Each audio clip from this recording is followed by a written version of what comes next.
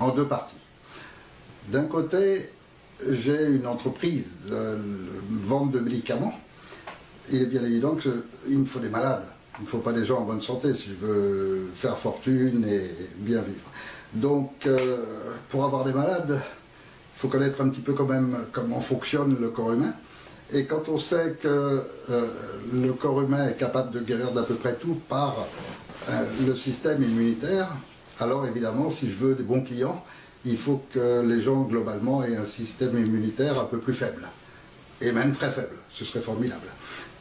Et pour ça, il faut savoir comment se maintient un système immunitaire. Ça, heureusement, durant le 19e siècle, il y en a beaucoup qui l'ont étudié, on sait que le système immunitaire est maintenu par les vitamines. Donc la consommation de fruits, de légumes sains, riches en vitamines, en sels minéraux, etc., se maintient un système immunitaire et à partir de ce moment-là, les gens ne sont pas malades. Seulement ça ne fait pas notre affaire. Nous, ce qu'on veut, c'est des malades. Si on veut que le laboratoire fasse fortune et fonctionne bien, vende beaucoup de médicaments, il faut beaucoup de malades. Alors, ce qu'on va faire, c'est passer une loi, c'est-à-dire financer les politiciens pour qu'ils passent une loi qui nous autorise à détruire les vitamines et les sels minéraux dans les fruits, les légumes, etc. Et comme ça, tous les gens qui consomment ces produits, forcément leur système immunitaire va diminuer, il sera moins fort, il y aura plus de malades, donc les affaires vont être bonnes. Ça s'appelle Codex Alimentarius. Quand cette loi est passée, il y a eu des millions d'oppositions. Et en particulier, de nombreux scientifiques, de nombreux médecins ont déposé plainte pour génocide, pour crime contre l'humanité, car ce Codex Alimentarius, clairement, en détruisant les vitamines et les sels minéraux, puisqu'en fait le principe consiste à irradier les produits avant de les mettre à la vente. Donc les gens qui achètent ces produits achètent des produits qui ont été irradiés, en général au cobalt 60. On appelle ça ionisé, pour pas faire peur aux gens, donc sur les étiquettes on écrit ionisé.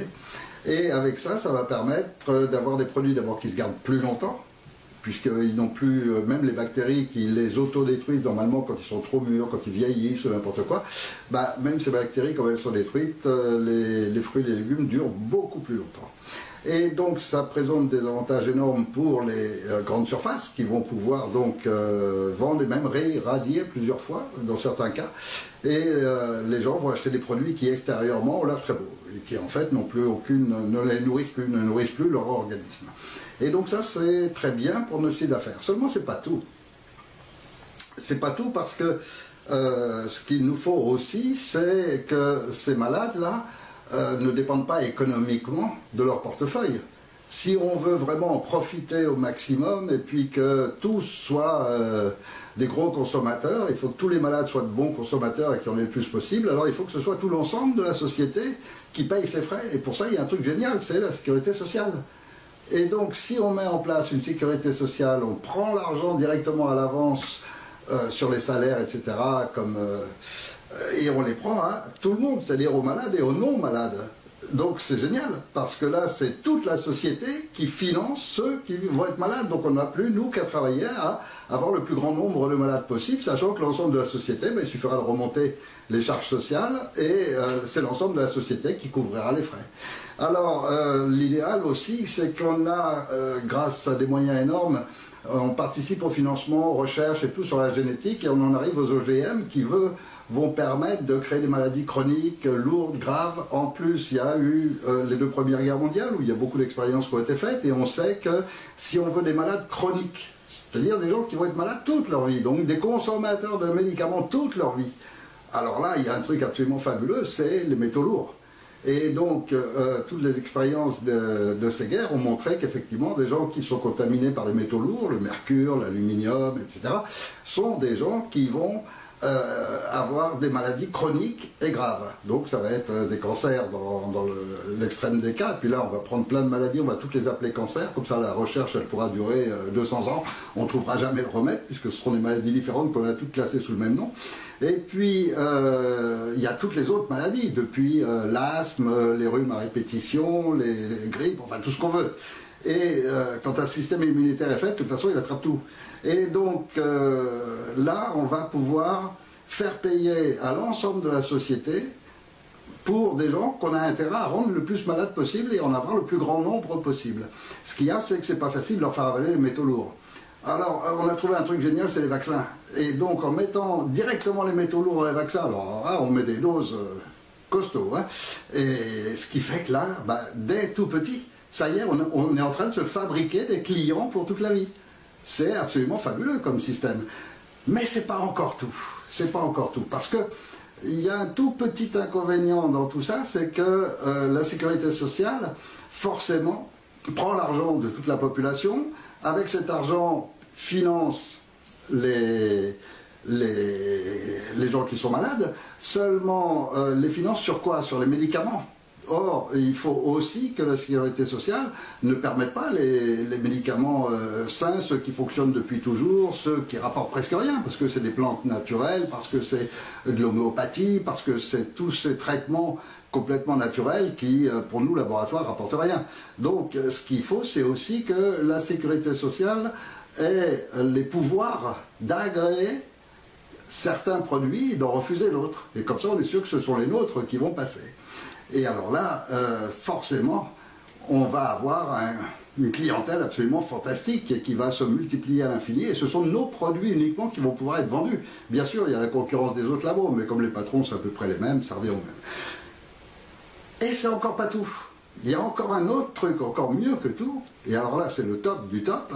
C'est que non seulement on sait comment se faire la clientèle, on sait baisser les systèmes immunitaires, on sait que par les métaux lourds, on peut rendre malades les gens. Il suffit aussi que grâce à ce Codex Alimentarius, on ait le droit d'introduire les métaux lourds dans les aliments. Et donc on va mettre de l'oxyde de titane dans les bonbons pour enfants, on va mettre de l'aluminium dans les raviolis, on va en mettre dans les déodorants, ça passe à travers la peau. Enfin, de toutes les façons possibles. Et jusque le fluor dans le dentifrice, etc. Donc, tous les produits qui vont diminuer le système immunitaire, ceux qui vont véritablement provoquer des troubles graves comme les OGM, et cela, il suffit simplement d'obtenir que les politiciens n'obligent pas à mettre une étiquette, c'est-à-dire à le déclarer, ce sont les OGM. Donc les gens les consomment, ils ne le savent pas. Donc ça, on l'a gagné, on l'a réussi. Donc tout ça, ça va très bien, c'est parfait. Et tout va parfaitement bien. Maintenant, le top du top, c'était d'arriver en plus à diriger directement la sécurité sociale. Alors ça, c'est le top du top, parce que là, c'est des médicaments qui valent 3 francs 6 sous, on va pouvoir les vendre à 300-400 euros, et c'est la sécurité sociale qui l'agrée. Donc il va nous donner le droit et le pouvoir de le faire. Donc ce qu'il faut maintenant, c'est qu'on contrôle la sécurité sociale. Alors comment ça marche, la sécurité sociale? C'est pas très compliqué, il y a des hauts dirigeants, et ces hauts dirigeants, ils sont sous la direction du ministère de la Justice, de la Santé. Oh là, qu'est-ce que je dis? Ils sont sous le ministère de la Santé. Donc ce qu'il nous faut, c'est un ministre de la Santé à notre solde. Quelqu'un qui soit déjà bien payé par nous, qui soit dans nos laboratoires, qui participe et qui vont dans le même sens que nous. Et donc là, si on a quelqu'un comme ça, qu'on peut mettre ministre de la Santé, ça y est, là, on a bouclé complètement la boucle. Là, c'est vraiment, il n'y a plus qu'à se gaver. Et mieux que tout, alors là, ce serait vraiment la cerise sur le gâteau, c'est de rendre les vaccins obligatoires, c'est-à-dire charger obligatoirement d'aluminium, de mercure, de tous les produits qui vont détruire complètement le système immunitaire dès le plus jeune âge. Et alors si on obtient ça, là on se fabrique vraiment de toute la population une énorme clientèle et pour toute la vie. Quoi de plus beau, quoi de plus merveilleux?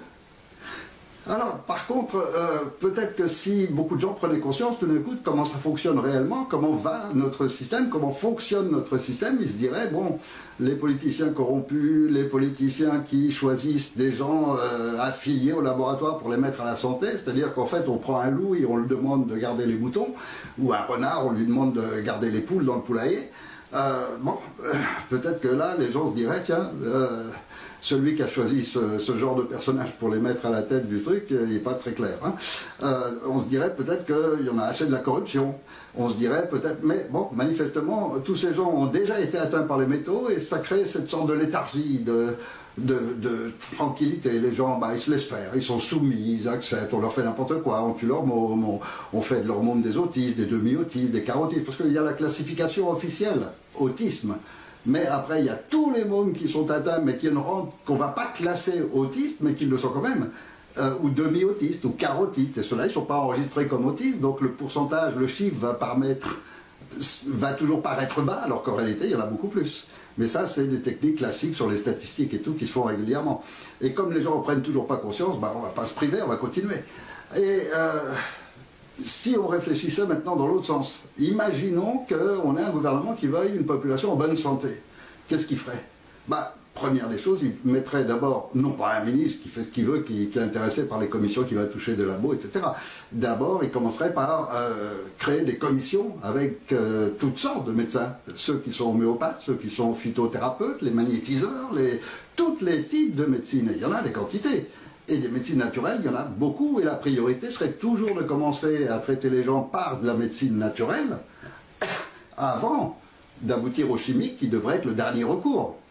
Donc ça, c'est un premier concept. Le deuxième concept, ce serait que la sécurité sociale, elle soit à 100% et puis pour tout le monde.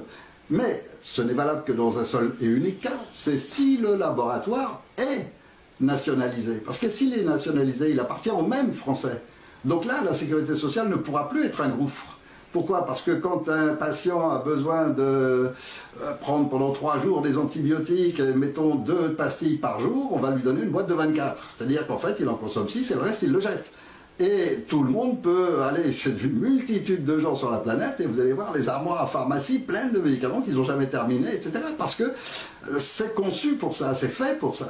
Alors que si c'était un véritable laboratoire utile, c'est-à-dire pour la santé des gens, on ne consommerait que ce qui est nécessaire. Donc on ne ferait pas les emballages avec des quantités, etc.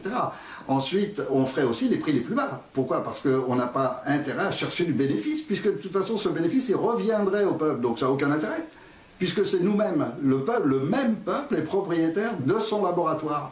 Ce qui veut dire que ce laboratoire n'a aucun intérêt à faire des bénéfices, et s'il y en a, eh bien l'année d'après, ça fera baisser encore tous les prix des médicaments, parce que l'intérêt c'est l'équilibre. C'est pas de chercher à vendre des médicaments, ce sera au contraire de chercher à en vendre le moins possible.